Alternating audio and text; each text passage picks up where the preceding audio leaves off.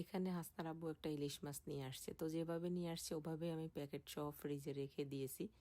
তো এটা নিয়ে আসছে রাত্রেবেলা, তখনই চিন্তা করেছি যে পরের দিন এই মাছ দিয়ে আমি ভাপা ইলিশ রান্না করব। তো এখন প্যাকেটটাকে ফ্রিজ থেকে বের করে খুলে নিয়েছি, যে কয় পিস মাছ আমার লাগবে ভাপা ইলিশ রান্না করতে সেগুলো রেখে আর বাকি মাছগুলো আবার ফ্রিজে তুলে রাখবো। লেজ মাথা সহ আরও কয়েক পিস মাছ সহ এগুলো তুলে রাখবো। তো এখানে আমার যে কয় পিস মাছ লেগেছে সেগুলোই রেখে দিয়েছি। তো আমি 4 পিস মাছ নিয়েছি ভাপা ইলিশ রান্না করার জন্যে। মাছটা অনেক বড় ছিল আর মাছের পিসগুলো অনেক মোটা মোটা করে নিয়ে আসছে। তো মাছগুলো ভিজানোর জন্য ঠান্ডা পানি দিয়ে দিলাম। ঠান্ডা পানিতে মাছগুলো ভিজে গেলে মাছের আঁশটা ছাড়িয়ে পরিষ্কার করে এগুলো ধুয়ে নিয়েছি। এখন মাছগুলো এক সাইডে রেখে ভাপা ইলিশ রান্নার জন্য মশলাটা রেডি করে নিব। প্রথমে একটা ব্লেন্ডারে জার নিয়ে নিলাম। এখন দিয়ে দিচ্ছি এখানে 1 টেবিল চামচ সরিষা, যেটা হলুদ সরিষা। তার সাথে দিয়ে দিচ্ছি 1 টেবিল চামচ এখানে পোস্ত, আর দিয়ে দিচ্ছি এখানে মাঝারো সাইজের একটা পেঁয়াজ, পুরোটাই দিয়ে দিলাম। 2 কোষ দিয়ে দিচ্ছি রসুন। ইলিশ মাছে অনেকে রসুন দেয় না, আমার ভালো লাগে তাই আমি দিলাম। আর 2 কোষ রসুন খুব বেশি হবে না। তার সাথে দিয়ে দিলাম 7-8টার মতো কাঁচামরিচ। এখন সামান্য একটু পানি দিয়ে এগুলোকে ভালো করে ব্লেন্ড করে নিব। তো এখানে মশলাটা ব্লেন্ড করা হয়ে গেছে। এখন মশলাটাকে ঢেলে নিচ্ছি। মশলাটা ঢেলে নেওয়ার পরে এখন এখানে বাকি যা যা মশলা লাগবে সেগুলো অ্যাড করে দিব। অল্প পরিমাণে দিয়ে দিলাম এখানে হলুদের গুঁড়া, 1 চা চামচ দিয়ে দিলাম মরিচের গুঁড়া, পরিমাণ মতো দিয়ে দিয়েছি লবণ। সব কিছু দিয়ে এখন ভালো করে হাত দিয়ে মশলাগুলোকে মিক্স করে নিব। তো মশলাগুলো যখন এখানে মিক্স করা হয়ে গেছে, এখন এক এক করে আগে থেকে ধুয়ে রাখা ইলিশ মাছের পিসগুলো মশলার সাথে দিয়ে দিব। মাছগুলো দেয়া হয়ে গেলে এখন মাছগুলোকে ভালো করে হাত দিয়ে মাখিয়ে নিব, যেন মশলাটা ভালো করে মাছের গায়ে একদম লেগে যায়। তো মাছগুলো এখানে ভালোভাবে মাখানো হয়ে গেছে। এখন হচ্ছে যে বাটিতে আমি এই মাছগুলোকে ভাপ দিব, যেহেতু এটা ভাপা ইলিশ রান্না করব। তো সেই বাটিটা নিয়ে নিচ্ছি। এটা হচ্ছে একটা পুডিংয়ের বাটি। এখন এই বাটিতে মাছগুলোকে আমি ভাপ দিব। তো ইলিশ মাছগুলো এখন বাটিতে নিয়ে নিচ্ছি। মাছের পিসগুলো একটু বড়, আর এই বাটিতে 4 পিসের বেশি মাছ দেয়া যাবে না, তাই আমি পরিমাণ মতো 4 পিসই দিয়েছি। তো মাছগুলো প্রথমে দিয়ে দিলাম, তারপরে অবশিষ্ট মশলাগুলো মাছের উপরে দিয়ে এখন প্লেটটা ধুয়ে অল্প একটু পানি দিয়ে দিচ্ছি, পুরো পানিটা আমি দেইনি।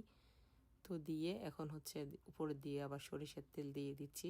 সরিষার তেলটা দেয়া হয়ে গেলে এখন 5-6টার মতো দিয়ে দিব কাঁচামরিচ। এগুলো একদম আস্ত কাঁচামরিচ, এটা শুধু গ্রান ছড়াবে, ঝাল বের হবে না। তারপর এখন ঢাকনা দিয়ে ঢেকে দিচ্ছি।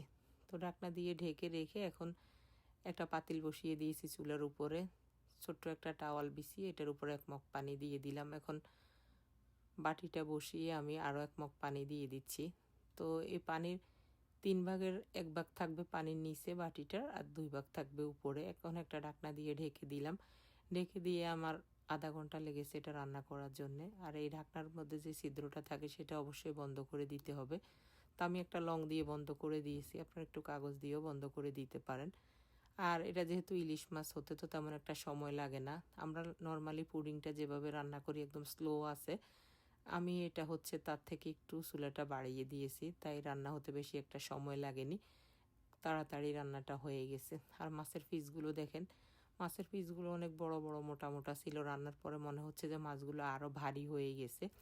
তো আমার হাজব্যান্ড খেতে আসছে, ওকে 1 পিস মাছ দিয়ে খেতে দিলাম, কিন্তু পুরো মাছটা খেতে পারিনি, মাছের পিসটা অনেক বড়। সাথে আরও অন্যান্য মানে তরকারি রান্না করা ছিল। তো ও খেয়ে চলে গেছে। আর এখানে হচ্ছে আমি আরও একটা প্লেট রেডি করে নিচ্ছি। দেখেন রান্নাটা এত সুন্দর হয়েছে, আর এতে খেতেও খুবই মজা হয়েছিল। মাছের পিসটা এত ভারী, ভাতগুলো প্লেট হয়ে গেছে এটা দেওয়ার পরে। একবার হলেও এটা ট্রাই করবেন, খুবই মজা হয় এই ভাপা ইলিশ রান্নাটা। ভিডিওটা ভালো লাগলে লাইক কমেন্ট শেয়ার করবেন, সবাই আমার পেজটাকে ফলো করবেন। আর এই ভাপা ইলিশটা একবার হলেও বাসায় রান্না করে দেখবেন, এটা খেতে খুবই মজা হয়।